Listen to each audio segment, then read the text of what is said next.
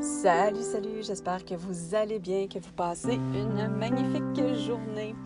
Oui, en fait, j'avais le goût de faire un comparatif entre mon expérience que j'ai eue en Reiki pendant quand même une bonne dizaine d'années facilement, peut-être même un petit peu plus. Et puis, par rapport à mon expérience avec ma foi chrétienne, donc ma foi en Christ ou en Jésus ou en Yahushua, toute la même personne. Et puis, là, dans ce cas-ci, ça fait un peu plus qu'un an et demi de conversion, en fait, de changement de cap, que j'ai arrêté absolument tout ce qui a trait aux sciences ésotériques ou à la spiritualité de type ésotérique plutôt. Et puis, pour me tourner vers Dieu et Dieu seul avec la Bible. Je ne suis pas dans une religion, je ne fais pas partie d'un mouvement du tout. Je ne suis pas catholique, je ne suis pas protestante, je ne suis pas évangélique, je ne suis pas toutes les dénominations possibles, je ne suis pas ça. Je me fie seulement à ma relation intime avec Dieu par la prière et par la lecture de la parole. Et je complète avec aussi des enseignements qui sont en lien avec la parole à partir du moment où ça ne concorde pas avec ce qui est écrit dans la Bible. Je m'en écarte. Voilà. Tout ça pour dire, en fait, grosse introduction, là, un peu bizarre, mais la chose la plus différente qu'il y a, c'est l'amour, en fait. Oui, avec le Reiki, il y avait de l'amour, mais ça n'a rien de comparable seulement avec ce qu'on peut vivre, l'amour, la plénitude, le sentiment de bien-être, de plénitude d'amour qu'on peut ressentir avec la foi chrétienne. Ça se fait pas nécessairement du jour au lendemain. On a au début de la conversion, je dirais, j'ai eu beaucoup de ça, cet amour-là. Puis après ça, ça s'est estompé, hein, les soucis de la vie ont repris le dessus. J'ai eu beaucoup de défis parce que la foi chrétienne, ce n'est pas un chemin facile. Si on vous dit que c'est la voie la plus facile, ben on vous trompe. C'est un faux enseignement. C'est pas facile. Avec la foi chrétienne, on est amené à porter notre croix comme le Christ l'a fait. Pas aussi intensément que lui l'a vécu, mais c'est sûr qu'on a des défis. Puis en fait, ça ressemble beaucoup aux arts ésotériques, c'est dur à dire, dans le sens qu'il y a un certain perfectionnement qu'on va chercher. Ça, c'est assez similaire dans ce sens-là, sauf que le perfectionnement est vraiment ce qui est écrit dans la Bible. Nous sommes au service de notre prochain. Ce qui est différent des sciences ésotériques très populaires comme le Reiki, où c'est très centré sur soi. C'est ce que je me rendais de plus en plus compte de ça avant même de penser à me convertir à Dieu, à Jésus-Christ. Dans les dernières années, je voyais beaucoup les gens passer, pas tous, là, mais j'en voyais qui venaient vers moi pour des séances de Reiki, puis je me rendais compte beaucoup de l'égocentrisme. L'aspect de je me soigne en premier, d'abord moi et ensuite les autres, et c'est d'ailleurs ce que j'ai enseigné et je m'en excuse. Oui, mais non, en fait.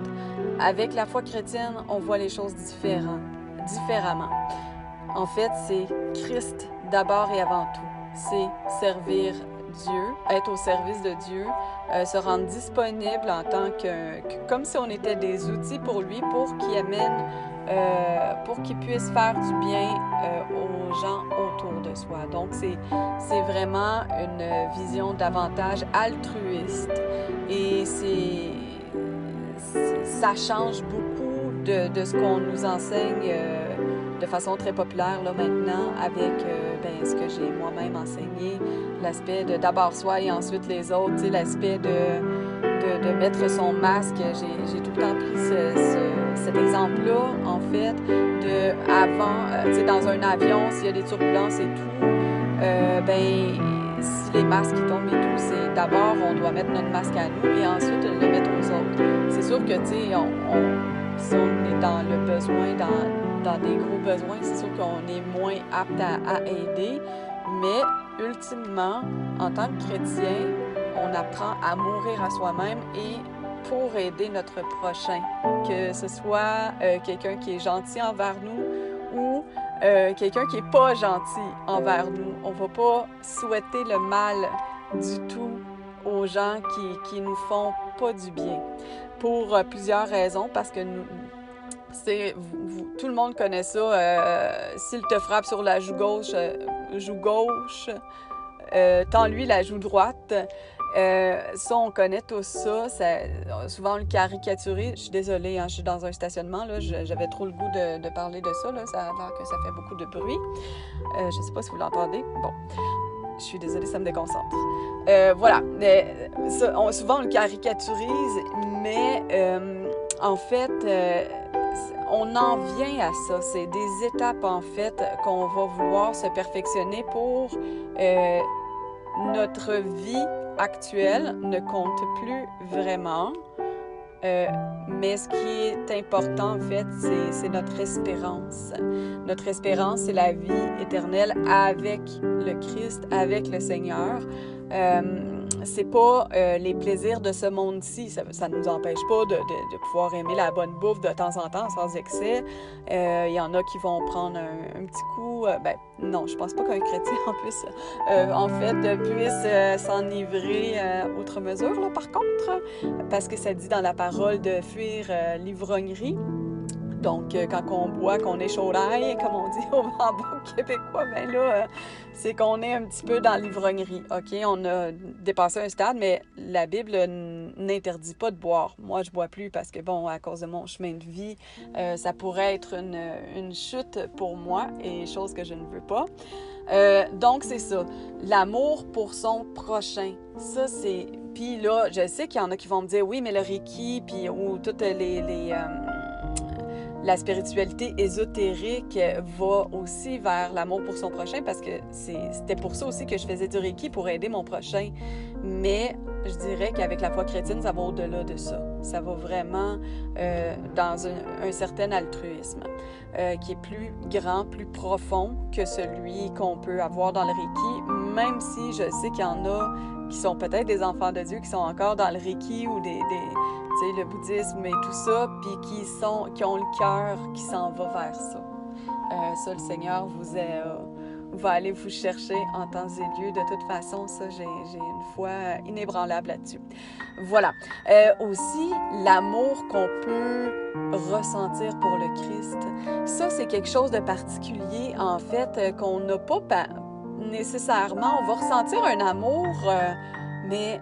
peut-être pour la terre, dans le Reiki et autres, là, je veux dire Reiki et autres, là, ça va être plus simple, mais d'aimer quelqu'un que tu n'as jamais vu, d'un amour profond Moi, ça me chatouille dans le cœur. C'est ça que ça me fait beaucoup. J'avais dit ça au début de ma conversion, puis comme je disais, j'ai un peu... ça s'était amenuisé à cause des problèmes de la vie, des soucis, mais ça revient. Plus je chante des louanges aussi, en me concentrant sur le texte, pas n'importe quelle louange, mais des louanges qui sont en cohérence aussi avec la parole, parce qu'il y a des louanges qui sont pas nécessairement en cohérence avec la parole, des louanges chrétiennes, mais qui sont à côté un peu de la plaque. Mais il y a des louanges qui viennent nous chercher, qui nous enseignent aussi ce que dit la parole, et ça nous met en joie. Et ça, on n'a pas ça dans le Reiki, des louanges, de chanter notre joie, parce que c'est naturel de chanter, hein? Même si on chante pas bien, là, on a le goût de chanter. N'importe qui a le goût de chanter souvent, à moins d'être peut-être muet. Je sais pas trop comment ça se passe pour les muets, là. Mais c'est naturel de chanter quand on est en joie, quand on est en amour. Puis ça vient avec ça, c'est quelque chose qu'on n'a pas. Puis une autre chose aussi qui est très importante, c'est l'amour qu'on ressent pour soi-même. En fait, l'amour de Dieu, on le ressent, ça. On finit par le ressentir, on finit par le comprendre. Comment ça se fait qu'il nous aime tant, parce que Dieu a sacrifié son Fils unique pour nous. Mais ça, je vous dirais que moi, je le comprends de mieux en mieux, mais ça s'est fait par étapes.